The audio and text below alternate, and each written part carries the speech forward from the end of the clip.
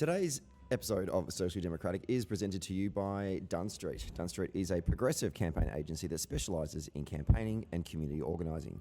We work with non-profit and community-based organisations, trade unions, progressive businesses and social democratic parties across the globe. Dunn Street develops community engagement and organising strategies to win campaigns both big and small, and we train engagement staff, volunteers and organisers in leadership and power building. And if you want to create change in your community in 2023, then hit us up at dunnstreet.com.au. Today's episode is also brought to you by Morris Blackburn Lawyers. When you need the support for a legal issue, it can feel super daunting, and that's why for over 100 years, Morris Blackburn has been helping guide clients with their legal needs. They're here to help you when you need them the most, from workplace to medical injuries, class actions, occupational diseases, and wills and estates planning. And as Australia's leading plaintiff law firm, they have the local knowledge and the national network with the experience that you can count on. To find out more, simply go to their website, morrisblackburn.com.au. And finally, today's episode is brought to you by SwiftFox. Every moment on a campaign matters. You need the tools that you can trust. Lists that are up to date, phone banks that can change minds, emails that drive donations, events that will energise the community both online and offline, and text blasts that distill your message perfectly. SwiftFox CRM is made for campaigners by campaigners. And to find out more, simply go to their website, which is swiftfoxcrm.com, to win your next campaign. Hello, everyone, and welcome to another episode of Socially Democratic, your weekly centre-left politics and organising podcast.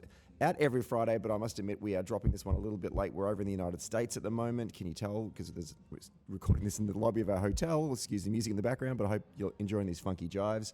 That dives into the progressive campaign issues of the day and the people leading them from home and abroad. And because we are abroad, we're talking to a good friend of ours, Jonae Wartel. We've had Jonae on the show before. She is a Democratic consultant based in D.C., but she was the state director for the Georgia runoffs in 2020, which helped the Democrats hold on to the Senate. And she's back on the show today to talk to us about what's going on for the during the Republican primaries, and also what Biden needs to do to get ready to win the presidential election, which is just over a year away. So we're going to have a great chat to Jonae today on the show. Looking forward to that. Don't forget to subscribe to the podcast on Apple Podcasts, Spotify, or wherever you get your podcasts. And if you'd like to, if you like the show, give us 5 stars on Apple Podcast and Spotify when you're done listening to today's episode, and leave us a review on Apple Podcast. Good or bad, I don't mind. Just give us a review. And for all the updates, follow Dunn Street on Facebook, Twitter, Instagram, LinkedIn, and YouTube. Okay, let's get to today's episode.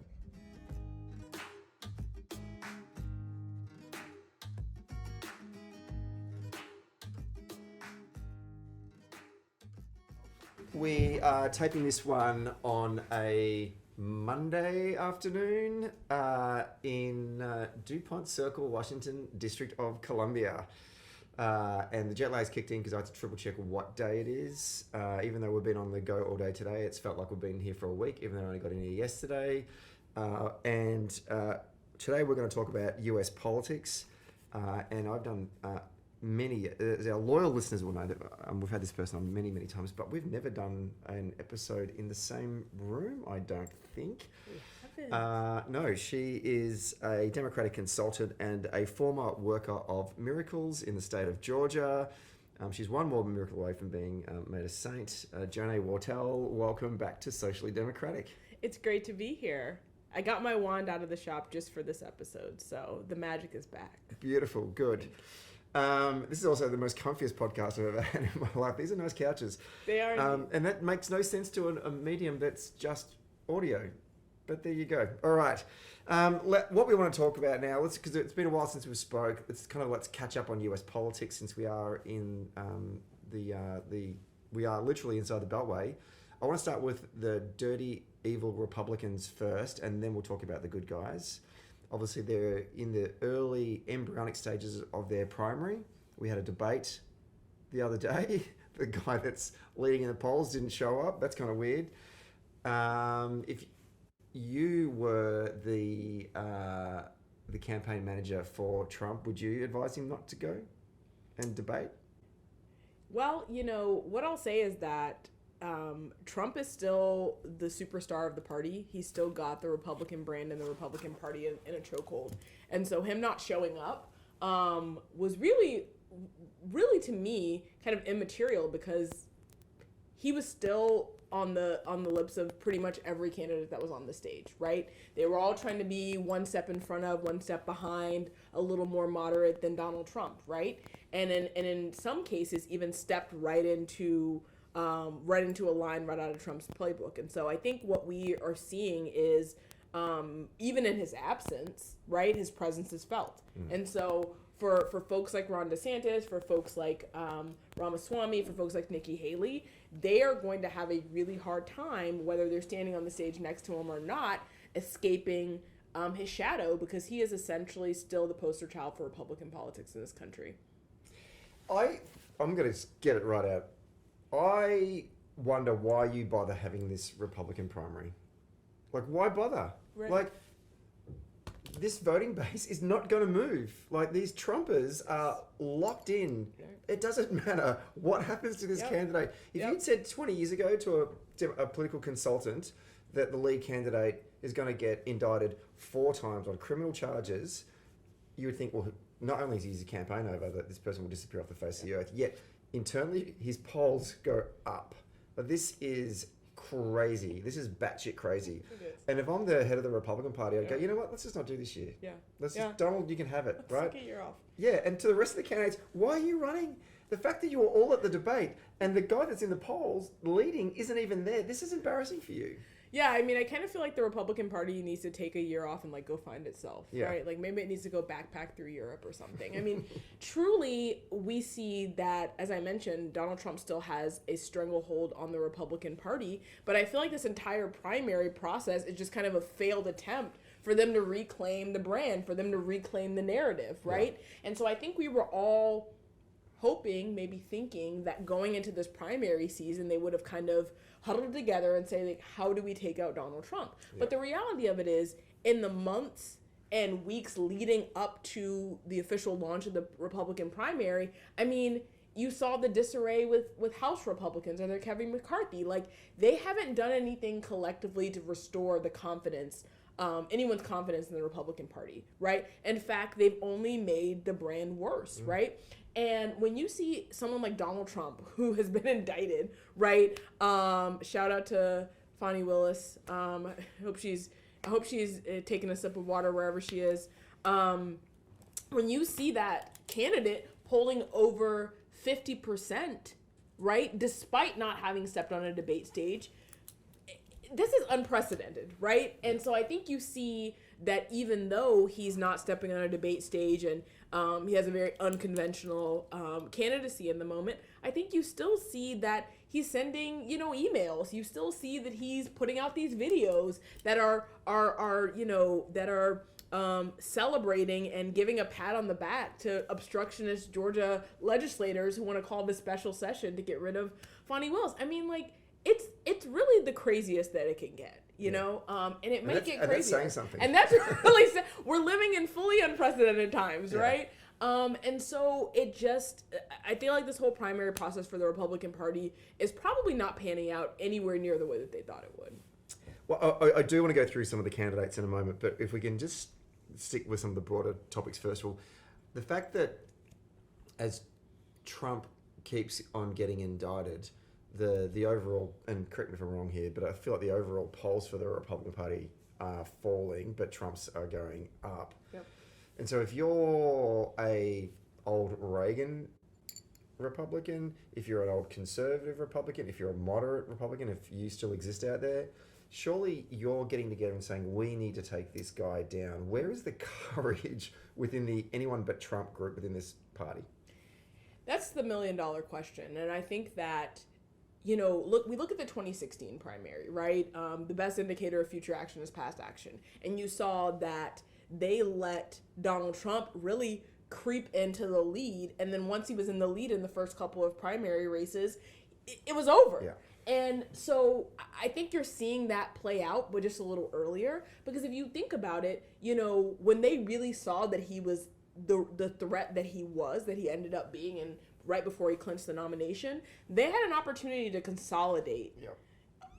The candidates that were in that race could have gotten together and consolidated their support, and that strategy could have been, how do we create support for candidates maybe more moderate than we wanted them to be, right? But finding a way to create a coalition amongst non-Trump voting Republicans, and they missed out on that opportunity in 2016. So I think in 2024, I think we've got to say to ourselves, they've got to be saying to themselves, hey, how can we not let history repeat itself? Let's figure out a way to consolidate, right? Yeah. Maybe we don't love Ron DeSantis. Maybe we don't love Ramaswamy. Maybe we don't love Nikki Haley.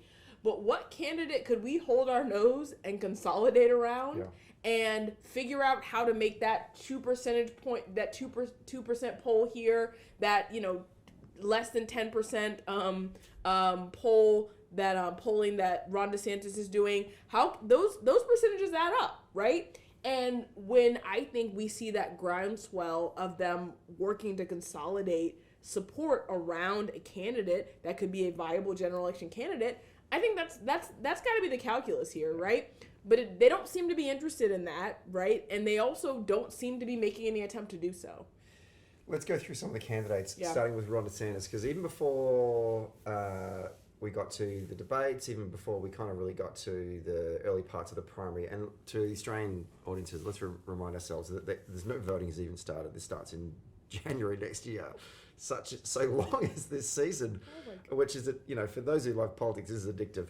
But like Ron sort of was seen before he put his hand up, was seen as he's the guy that's going to, at least challenge Trump. But it's, I don't know, I'm keen on your thoughts on this. It seems like him being the governor of Florida, big fish, small pond, comes to the big city and now he's lost. Yep. I mean, Ron DeSantis was not ready for prime time, I think, in the way that people assumed that he did. He seemed so confident though during COVID, right? He was a cocky motherfucker in those press conferences. And it's because, like you said, he was a big fish in his small pond, right? Being the governor of a state, a big state, very populated state, a state with a big economy. Maybe that gives you a little bit of a boost in confidence, right? But at the end of the day, being on the big stage as a presidential nominee and contender is a whole nother ballgame. Yeah. And I think we're really seeing the cracks. I mean, he's got a team around him that's falling apart at the seams, right? This is a man who had more than a year to get this strategy together, to get the right folks in place to support him, to get to whip support across the Republican Party. And it doesn't seem like he's done any of that, or at least I haven't seen it. Well, I mean, there's reports that the campaign organization is, sort of restructuring. And when you read those articles there, you're like, oh, you're in trouble. Yeah, no. Whenever there's a public article about the restructuring of campaign on the Democratic or Republican side is bad news. Yeah. Right?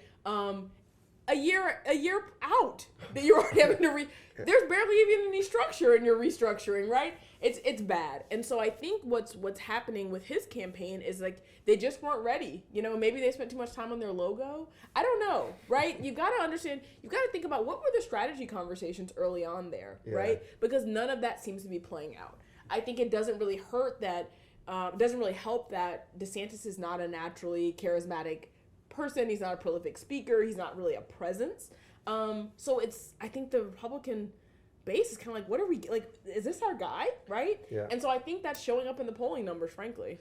And, the polling numbers you're looking at initially, would you just ignore national polls and say, if you're DeSantis, go, no, let's look at the numbers in the early primaries and caucuses, Iowa, New Hampshire. Republicans have stayed with the same order, is that right? Yep.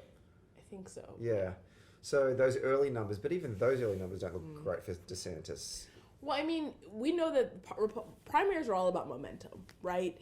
And when you're talking about a Republican primary, you need to come out strong in those early states. That's going to fuel your fundraising. That's going to fuel support behind you. I think the Republican base, we haven't really seen. We don't really have a similar example of how they've kind of consolidated behind someone who was kind of not the front runner, right? Yeah. Like we haven't seen them kind of maneuver in that way. But if you're the DeSantis camp, you're like, okay, well, we might have a long road to plow getting through the entire primary calendar, but we got to win these early races. We got to show people that we can be a real alternative to Donald Trump, because otherwise no one's giving them their money, that campaign their money. No one's giving them support, right? Let alone, this whole Republican base of supporters that are supporting a candidate that is being indicted, right? That's a hard act to follow when there's just that blind loyalty to Donald Trump. So I think their opportunity was missed a long time ago. It was interesting to read in the paper on the weekend. The college football season started, for those of you that aren't unaware of this. And Iowa played Iowa State. Big interstate rivalry, and a lot of the Republican candidates went to the game. Trump was sitting behind glass in a corporate section of the stadium. DeSantis was out and amongst the I wasn't going to say the plebs, but he was just in the crowd basically. But sitting next to it couldn't have not been in the student section. But I just can't imagine that. But he was sitting next to the governor of Iowa. You'll need to check with me to remind me who that person is. I can't remember what it is. But so that was an interesting thing there to have that happen. She'd obviously declared her intentions of supporting DeSantis earlier. But when they were announced, this was reported in the New York Times, so who knows if this is true or not, but there were echoes of boos when Trump, a mix of cheers and boos when Trump got announced. Yep. Now, how much do we read into that? Is it just college kids who are probably all quite liberal anyway, or... Right. I don't know. I mean, it's hard to... I'm looking for some hopes. Right. It's hard to read into that, right? It's a very, it's a very odd cross-section sample size of, diehard football fans and college students, and to the degree there tend to be like college-educated folk in that crowd with their college-educated parents. We know that tends to trend a little bit more liberal. Maybe those folks aren't staunch Trump supporters, but like, if I'm a Republican candidate in this race, if I'm a Republican supporter who's hopeful that we'll restore some order in our party, I'm looking for like any support we can peel off, any sign that Donald Trump's not going to run away with this nomination. But I think that, every single poll, time after time, I think the most recent of 3 polls came out, and he's gaining support. It's at the height of the indictment. I mean, wild doesn't even begin to describe it. And so I think that, I don't know what it's going to take.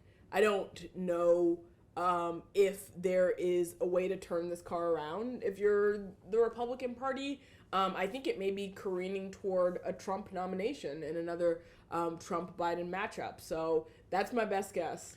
Let's take a look at some of the other candidates that have decided to enter into this ridiculous contest that's not going to end in anything other than the Donald Trump nomination. Vivek Ramaswamy, kind of come from nowhere.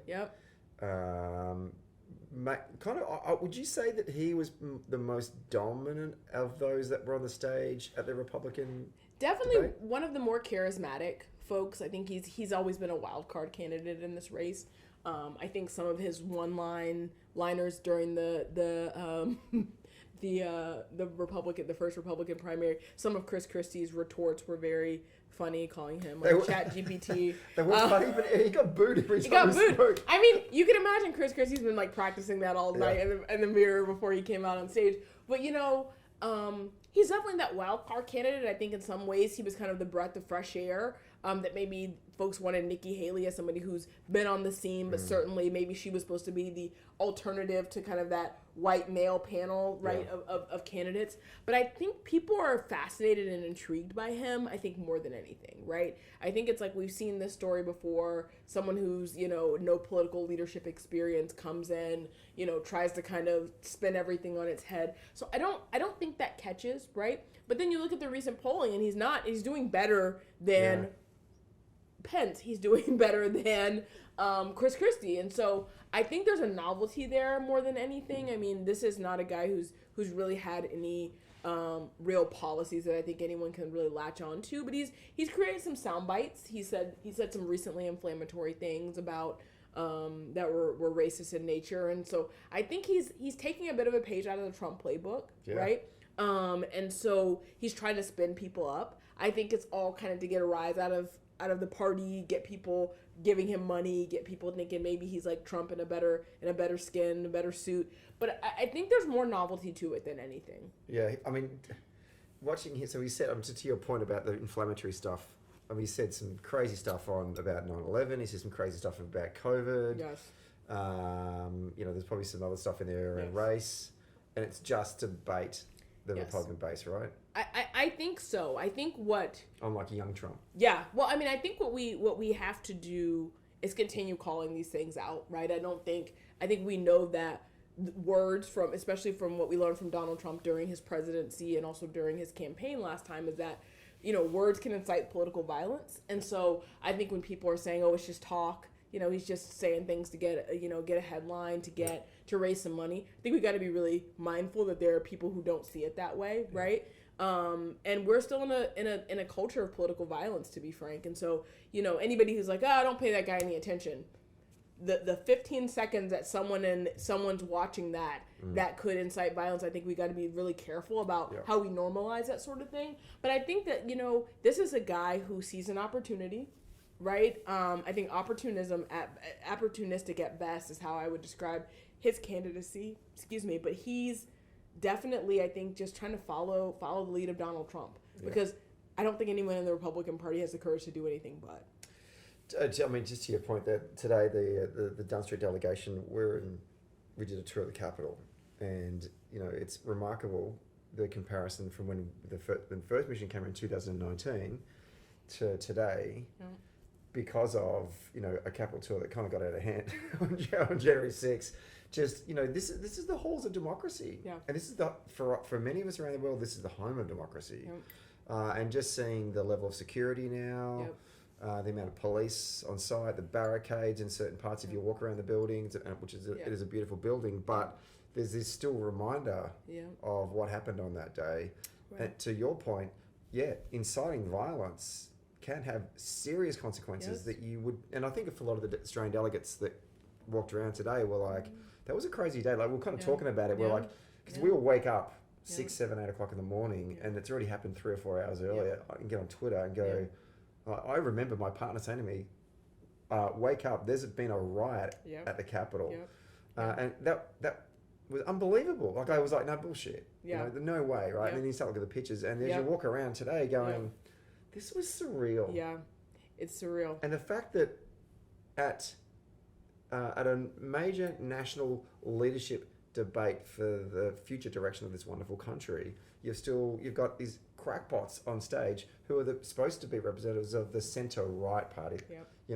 This is how democracy functions. So on the debate stage for the Republican debate, they asked, raise your hand if you would basically let Trump out of jail if he gets arrested. They all put their hand up. That's insane. If there was any truer evidence of how much he still has a stranglehold on the party and the brand and in the base, I think it would be that. I think they know that no matter what they say, that they still are going to have to wrestle, no matter how great their policies and ideas, they're still going to have to wrestle a good portion of the Republican base away from supporting Trump, right? And I know they probably think, well, you can't piss them off in order to do that, right? He is, for all intents and purposes, their leader. And so I think for a lot of them, it's going to be towing this line constantly for the rest of the primary cycle. Like, how do we win the support of Trump voters, but also not bash Trump? I mean, can you imagine the dance that they're doing? I mean, it seems kind of crazy. And so I do think we're going to see that for the rest of the primary cycle. Is there anyone out of the or I'd call the others that we've now spoken about, Nikki Haley, Mike Pence, Christie, that you look at and they've managed to get their story, their campaign pitch, their narrative close to dealing and grappling with this massive white elephant, to pardon the pun? Yeah, I don't really think so. I mean, I think for the amount of sound bites they get here and there for a campaign stop or rally, a good campaign email that they put out, doing decent to well in a debate, I feel like it's constantly going to be overshadowed by Trump, right? And so when you see how long the primary has been going on with really only steadily increasing support for Trump, I think it's difficult to say what they're doing that's really breaking through, right? Yeah. And so far we see nothing. I mean, us folks, us normal observers and students of politics say, well, this person has a great platform, this person has a great policy. Even in light of that, or even in consideration of that, Trump is there. And so I don't really see, particularly for Haley and Chris Christie, I think the study of Mike Pence as a primary candidate is just interesting to me, because you see a guy who, once we kind of thought and knew that he was going to run for president, I think everyone was kind of sat up a little bit with their back kind of straightened, and they're like, okay, well, what's this going to be? Is this going to be, I went against Trump and I wasn't, willing to overturn the votes? Is this going to be a story of courage, right? Because we've seen success in this I stood up to Trump narrative. You look at Brian Kemp, you look at Brad Raffensperger, you look at folks who, while, trust me, their list of sins is long. Yeah. We saw kind of people give them, a golf clap of sort for doing the right thing. Yeah. And so, I thought that was kind of the narrative wave that Mike Pence was going to ride. And then you didn't really see that, right? You saw kind of like him being like, oh, well, I'm a good guy, I'm not him, but then was never willing to full-throatedly kind of reject some of the things that he did. And so I think people are kind of like, is that what leadership looks like? You had a front row seat to all of the things that Donald Trump did during his presidency, and you're kind of coming out being like, well, I was there and this stuff was bad, but like, so I think it comes off a little half-hearted. And so I think he was one of the few in that field that I saw, well, maybe, but then I think he's not really done enough to distance himself from Trump. And then when I look at Chris Christie, I think, all things being equal, he's one of the few Republican governors in a blue state, which arguably a blue state. And so you think, okay, well, maybe he can consolidate a base of moderate and more conservative folks. I mean, New Jersey's a very interesting place politically. And then you're not even really seeing, he's doing probably as well, if not worse, than his last presidential run. Yeah. So you're kind of like, well, what gives there, right? And so no one's breaking through to me. Despite how much I wish one of them would, nobody really is. Let's take a quick break to talk about SwiftFox. Every moment on a campaign matters. You need the tools that you can trust. Lists that are up to date, absolutely. Phone banks that can change minds. Emails that drive donations, and events that will energize the community online and offline. And text blasts that distill your message perfectly. SwiftFox CRM is made for campaigners by campaigners. And to find out more, go to swiftfoxcrm.com to win your next campaign. Okay, let's get back to the show. Numerically thinking about the structure of the internals of the Republican Party, like what's Trump polling right now amongst I think it's like 50, somewhere between 50 and 55%, maybe even closer. Yeah, right. So even if you just said to all of the other non-Trump candidates, just agree to be one candidate, like just find the best one and that's it, and you just run the whole time. Yeah. Even if you have the best campaign, you're probably not going to. I just don't think you eat into that 50-55% vote. Not substantially enough. Right? Because one, like, who is going to be that candidate? How are they going to agree on who that candidate is? Right? And then if you see a Republican base that's beholden to Trump and kind of how he leads, his rhetoric, his all of that, who is really going to be enough of a foil to that where they're going to capture and kind of reclaim part of the party? So I don't. There's a lot of chess, and there's a lot of chess moves there, and I don't know that the Republican Party right now is nimble enough in that way to really navigate that. You see extremism. Look no further than the floor of the House of Representatives with Kevin McCarthy and the struggles he's had. with the Freedom Caucus and others, where he struggled to get much done because he can't make bipartisan deals with President Biden because he's too busy beholden to the most extreme wing of his party. So, I mean, I think that obstructionism is the theme. And so it's not unique to the Republican primary, presidential primary. I think it's kind of like the party's brand right now. And so I think there's a lot of trouble there. Before we move on to the Democrats, one more question maybe about the Republicans, but nice segue. Likelihood of a government shutdown heading into this sort of end of September period.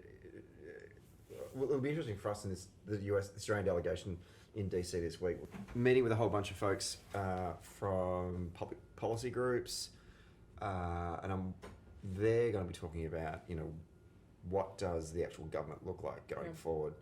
And I'm just wanting to get a sense from you. I mean, what's the vibe in DC right now? Do you think there's going to be a government shutdown? It's hard to say. I remember moving to DC and many years ago, and I remember there was a first threat of government shutdown, and I was like, ooh, feels great. The government's shutting down. And now it's just kind of like, it seems like it happens more frequently than it should be. I mean, if you've watched the remarks of, I think it was Schumer, who said, this is how we avoid this. We got to make some bipartisan deals. House Republicans got to figure it out. The Senate has, despite having, a really thin balance of Republican and Democratic membership across, the Senate, I think they've shown some leadership in coming together. Even some of the Republican senators like Susan Collins, right? So I think the Senate has really led in a more bipartisan approach to avoiding this government shutdown. But, from what I'm observing and reading, it's Kevin McCarthy that's really not able to really broker any bipartisan deals. He's coming with all of these crazy demands and requests from the caucuses, the more extreme wings of his party, like the Freedom Caucus, and they can't get anything done. So I think that one of the biggest and most important reasons that we might be headed toward a government shutdown, or we find ourselves in this position, is like, we've really got to pursue the bipartisan efforts across government, and it can't just be the Senate Democrats and Republicans. It's got to be the House Democrats and Republicans as well. Let's talk about the good guys, the Democrats. President Biden, it's just fascinating. Like, every time I read it, and I think we talked about it last time we were on the show, things are getting better in terms of the economy. All the economic metrics are saying that, the economy is actually in full steam ahead right now. Yet, Biden's numbers, and you can tell me what those numbers are, ain't improving. What is going on there in voterland? Well, it is... given that, the president has announced for re-election and is essentially also on his re-election campaign in addition to governing, it is a little worrisome when you see that, job numbers are low. When you see anything hovering less than 50, you're just kind of like, well, what are we doing here? I think there's some great historic legislation that President Biden and the White House are working on, as well as a recent record of accomplishments on climate and other things that I think that people are feeling the squeeze in their pocketbooks still. The economy, he's making he's making substantial progress in turning around. But I think for economic issues, if it doesn't feel to voters like there's big changes, then I think people get worried. They get a little sour on the sitting president. And so I think what the Biden administration is doing is as much as they can do in this moment. I think they need to make sure that they're continuing to share and spread a message of the accomplishments of this administration. And then in places where they're still working, where things are getting better but not getting better fast enough for people, I think they need to acknowledge and empathize, and also tell people what their plan is, right? And I think the vice president can also be a really credible and important messenger here. And I think that local governors, other congressional members, senators really should be out there talking about what they've been able to get done, and what, with the president's help and support, they've been able to move forward and get signed and get passed, right? Are they doing that? I think they need to be doing that more. Okay. I think that, there's likely some folks who will be out on the campaign trail who look at the numbers and are probably a little worried, and they think like, okay, should we be like taking a beat while these numbers improve before we kind of stick our necks out there politically? But I think the reality of the matter is you need messengers across the party who are going to, from the state level all the way to the federal level, be messengers and champions for what we've been able to do, what's gotten done since the beginning of the Biden administration, and what we could do with another 4 years, right? And I don't think that, I know it can seem like a broken record for us to be messaging the kind of recovery that President Biden had to manage and facilitate and push for in his first term. But I think it's important to note that, right? It's important to note because, a lot of people are saying, well, why hasn't he been able to do wonders? And I think people have to look at, okay, he inherited a country and a White House that was in the middle of a pandemic, trying to navigate all sorts of novel challenges. And so I think people need to understand that as much work as they've had to do, it was a very steep hill to climb. I read somewhere, was it the Washington Post last week? There was some article in the editorial section, in the column section, saying that the reason why it's not working for the Democrats, in particular Joe Biden in the polls, is that it's not a communication problem from the administration. It's just that voters just have stopped listening. That they're just so underwhelmed by the concept of having another presidential election 4 years later where the two candidates are the same two people. How much do you pay Biden for that? I think that the Biden campaign is going to have to tackle what is potentially kind of an enthusiasm gap in a lot of ways. Yeah. And I don't think that he can't change that he's running for re-election as a sitting president, right? Thank God that Democrats were able to capture the White House, because God knows what kind of country we'd be living in had we not. Yeah. But I think the reality of the matter is you have to put your finger on the pulse of the American people. You can't be so self-important as the administration and rest on your accomplishments that you don't say to yourself, okay, well, the American people still believe we've got work to do, and there could be an enthusiasm gap there because of this feeling like reminiscent of 2020. I think they've got to go not just on the airwaves, not just on TV, not just on the debate stage, but they got to go back into communities and have conversations with people. Yeah.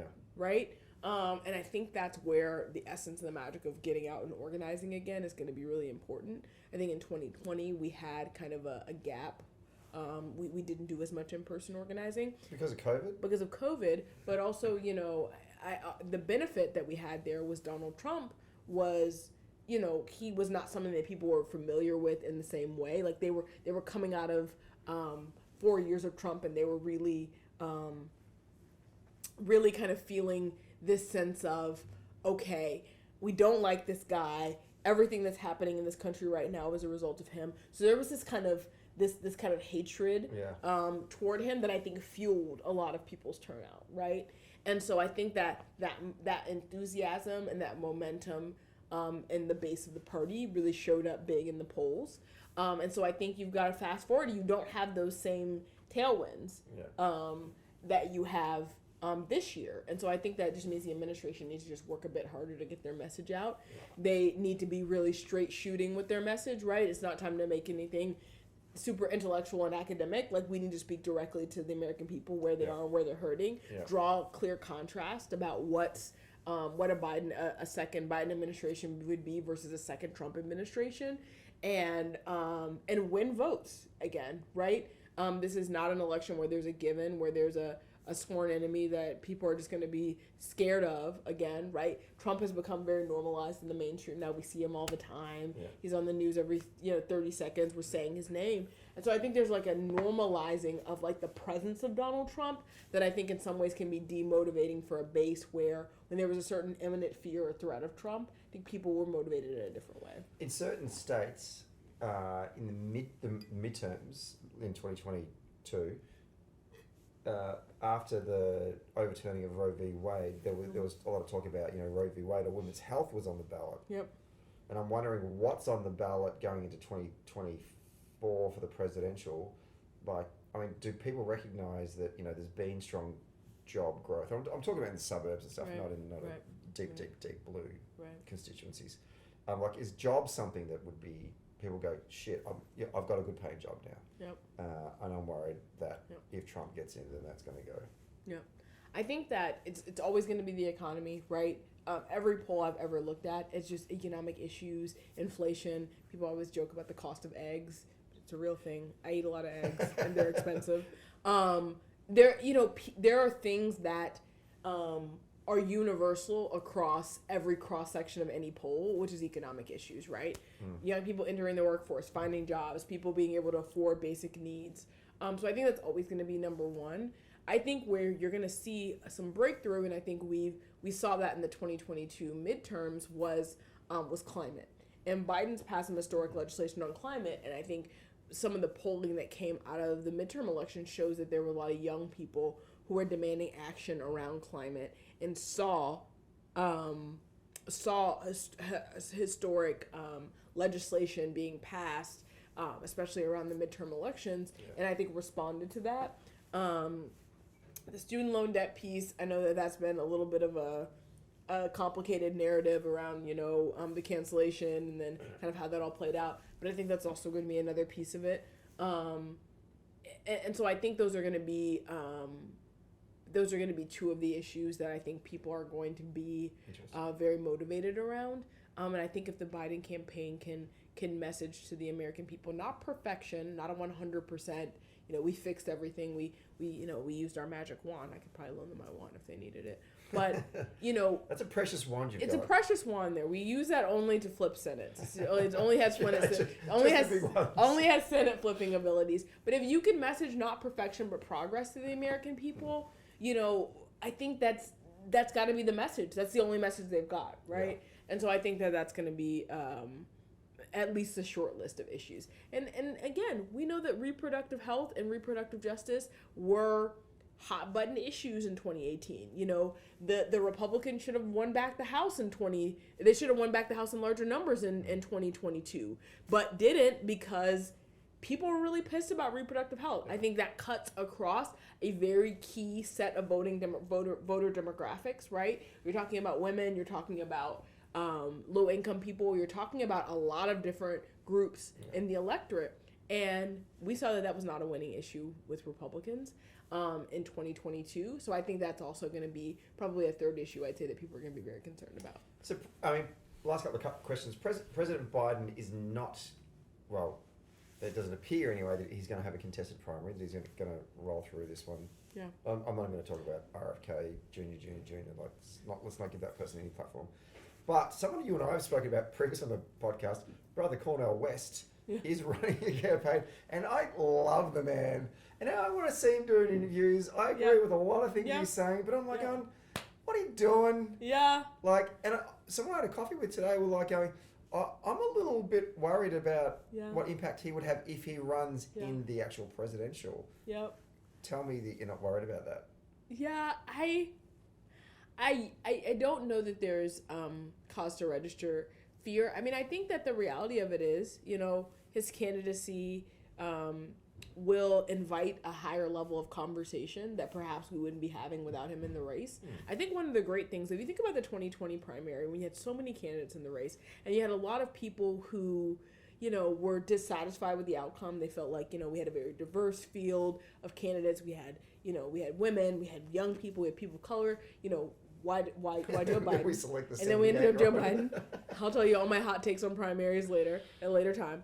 But I think one of the great things about the 2020 primary was that it invited conversations on key issues that I think without a contested primary we wouldn't have been able to have. When you think about Elizabeth Warren and you think about how much support she had, but that she was able to force Biden to really center issues in his campaign that he would not have. That's true. Right?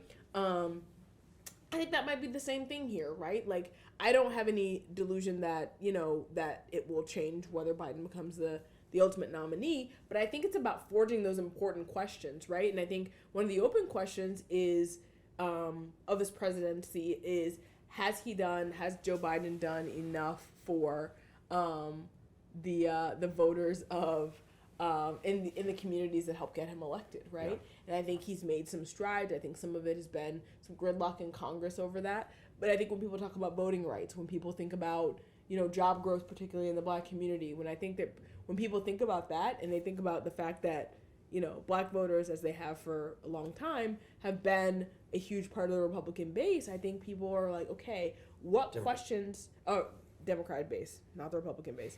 When we think about that, I think we need to say to ourselves, what questions do we need to be asking more deeply and more intently than we have over the course of this presidency, and how do we center important issues in the conversation around the Democrats' re-election efforts that maybe weren't centered before. So I think at the very least it will invite conversation about some deeper issues. So you think Cornel West is doing that trying to have that conversation through the primary season, and then we'll probably pack it up for the presidential? That's my sense. That's my sense. You don't sound too confident about that, but... That's my sense. But I think that I think it will invite it'll bring some spice to our lives for sure. Someone said to me today, which kind of surprised me, and I'm really keen to get your thoughts on this, that their prediction in 2024 is Democrats win back the House, lose the Senate, and are calling, if it's a Biden-Trump presidential race, that it's a toss-up. And I think Biden's going to win. I think so too. I was surprised by the House one. And the Senate, I was like, oh, who the hell knows what's going to happen in the Senate? Yeah. What are you thinking? I don't think that prediction is too far off. I do think that, I don't lean fully or too much on data and polls because I think they've steered us wrong before. But I do think you're going to have a tight race between Joe Biden and Donald Trump. I think that's just a reality we've all got to face. All the numbers and the trends suggest that, and I think there's no reason to believe that we won't be in a fight against Donald Trump. But I think in a lot of ways it'll re-energize our base to know that here we are again, right? I don't think it means we should take votes for granted, right? But I do think it means that energy and that Biden-Trump matchup is still going to be a shot in the arm for a lot of people.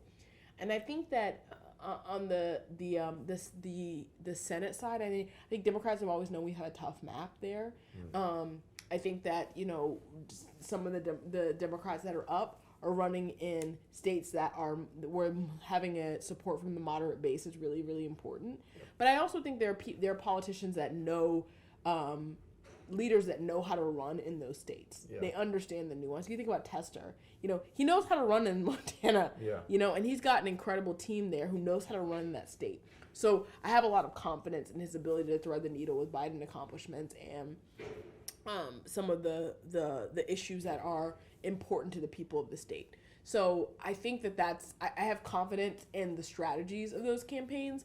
I think in the House it's interesting because, please give me a short list on things that Kevin McCarthy's been able to do as Speaker. Yeah, that's a very good point, actually. I mean, the list is, definitely shorter than the number of fingers that I have on my hand. I mean, this is a guy who struggled to get anything done. I mean, when you get elected... He struggled to get elected? Exactly. I was about to say, when you have a man who had to get elected on the 12th vote, or the 12th ballot, or whatever ballot he got elected on, you see a man who struggled from day one, right? And so, the Marjorie Taylor Greenes and the Lauren Boeberts of the caucus, they've always been who they are, right, as members of Congress. And so I do think that, especially given how vulnerable Republicans were going in the 2022 election, given I don't think you see those vulnerabilities haven't disappeared, right? I think Trump's going to endorse a whole heap more. They're going to be. I think there's going to be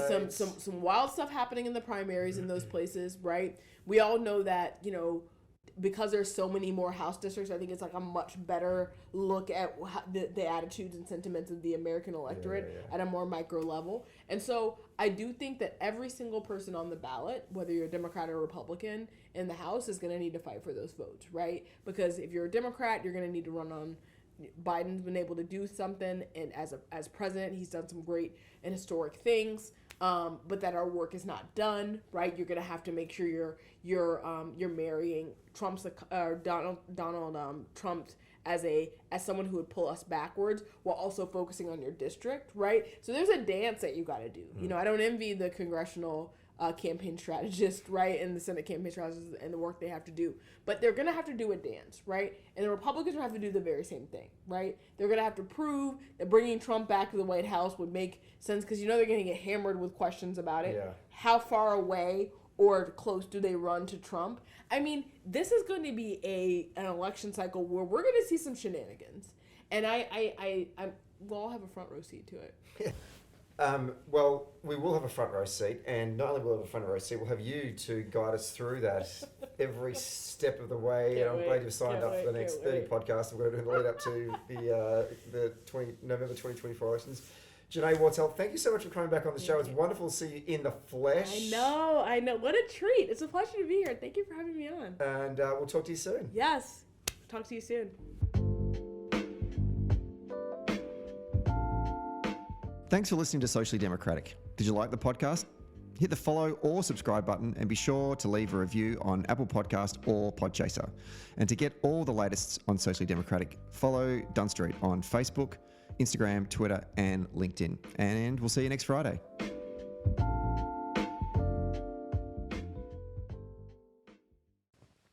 Socially Democratic was brought to you by Maurice Blackburn Lawyers.